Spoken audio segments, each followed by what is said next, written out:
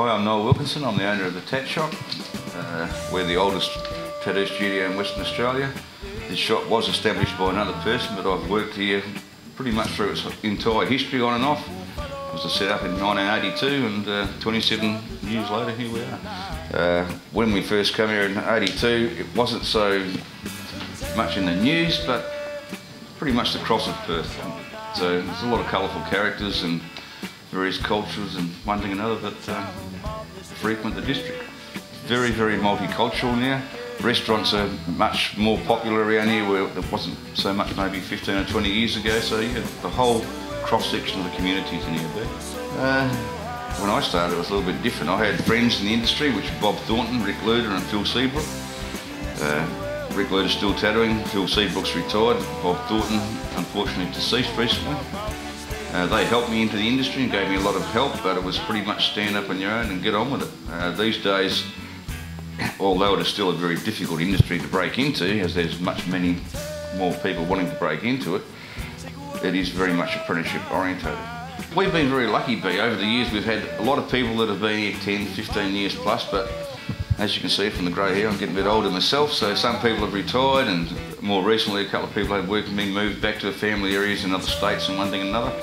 So Chantal, my daughter and myself have more marketed now. We're bringing in young people into the industry. They're very talented. I was very fussy and very particular when I employed our latest 3 apprentices. I interviewed some 40 plus people and I chose 3 very, very talented young individuals that had really diverse portfolios independent of each other. And that's why we've got these young crew here. The future of the industry is the youth. I might be old school, I can pass on experience, knowledge and so forth to these young people, and one day they'll pass it on to someone else. These days I have a pretty big ongoing loyal clientele.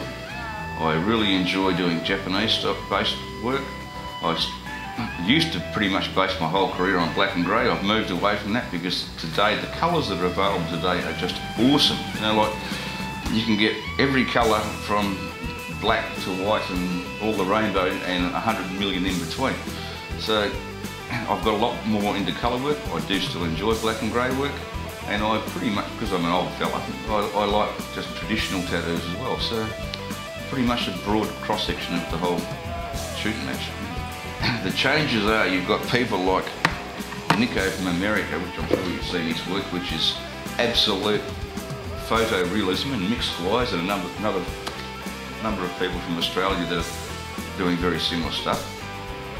And then you've got the old school, vintage, retro tattooing. I think I watched you interview the other week with Tony Cohen, and he said, oh, you know, we used to get these people and they got roses that look like cabbages. Well, now people actually want roses that look like cabbages. So we've gone right back to the beginning on one side of the fence and way over here to photorealism on the other side of the fence and everywhere in between. So it's...